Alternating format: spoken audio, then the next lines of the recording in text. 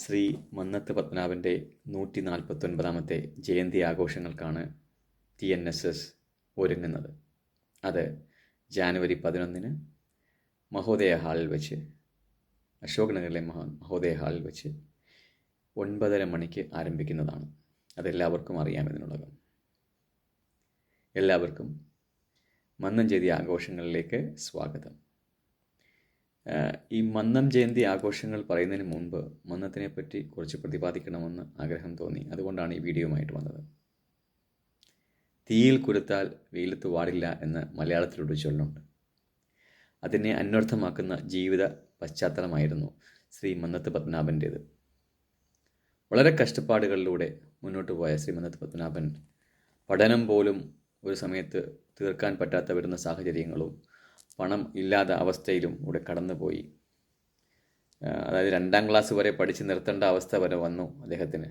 അതിനുശേഷം ഹജൂർ കച്ചേരിയിൽ പോയി ഹർജി എഴുതി കൊടുത്ത് അതിൽ നിന്നും പണമുണ്ടാക്കി സ്വയം പഠിച്ച് ഒരു ടീച്ചറായും അതിനുശേഷം ഒരു ഒരു ഒരു അഡ്വക്കേറ്റായും ചങ്ങനാശ്ശേരി കോടതിയിൽ തിളങ്ങി നിന്ന സാഹചര്യത്തിലാണ് മന്നത്തിന് സമുദായത്തോടുള്ള സ്നേഹം അന്നേ ഉണ്ട്. പക്ഷേ സമുദായത്തിന് എന്തെങ്കിലും ചെയ്യണമെന്ന് തീർച്ചപ്പെടുത്തിയത്. അങ്ങനെയാണ് അദ്ദേഹം നായർ ഭൃത്യജന സംഘം എന്ന രീതിയിൽ ഒരു സംഘടന രൂപപ്പെടുത്തുകയും അതിനെ പിന്നീട് നായർ സർവീസ് സൊസൈറ്റിയാക്കി കൊണ്ടുവരികയും അതിനുശേഷം ഇതിനെ ഒരു വലിയ വടവൃക്ഷമാക്കി തീർക്കാനും അദ്ദേഹം വളരെയധികം യത്നിച്ച വ്യക്തിയാണ്. നമ്മളുടെ പടനായകൻ, നായരുടെ അഭിമാനം, നായരുടെ എല്ലാം എന്ന് പറയുന്നതാണ് സത്യം. അതുകൊണ്ട് നാം എന്നും ദിവസത്തിൻ്റെ ഏതെങ്കിലും ഒരു നിമിഷത്തിൽ നമ്മൾ ശ്രീ മന്നത്ത് പത്മനാഭനെക്കുറിച്ച് ഓർക്കണം, സ്മരിക്കണം. അത് വളരെ ഇമ്പോർട്ടൻ്റ് ആണ്. അദ്ദേഹത്തിൻ്റെ വാക്കുകൾ കേൾക്കണം, അദ്ദേഹത്തെ നമ്മൾ ജീവിതത്തിൽ ഫോളോ ചെയ്യണം.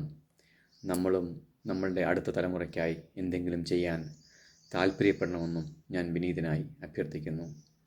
അതുകൊണ്ട് ഈ മന്നത്ത് പത്മനാഭൻ്റെ ഇത് ഒരു വീഡിയോയിലൊന്നും നമ്മൾ പറഞ്ഞാൽ തീരില്ല അദ്ദേഹത്തിൻ്റെ ചരിത്രം. അതുകൊണ്ട് ഇത് നമ്മൾ കണ്ടിന്യൂ ചെയ്യും. ഇത് പല വീഡിയോകളിലായിട്ട് നമ്മളിത് മുന്നോട്ട് കൊണ്ടുവരും.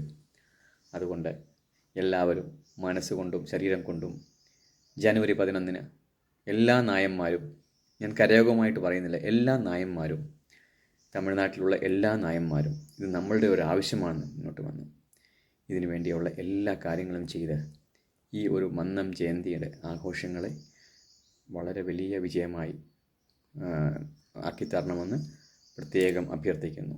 നന്ദി, നമസ്കാരം, താങ്ക് യു.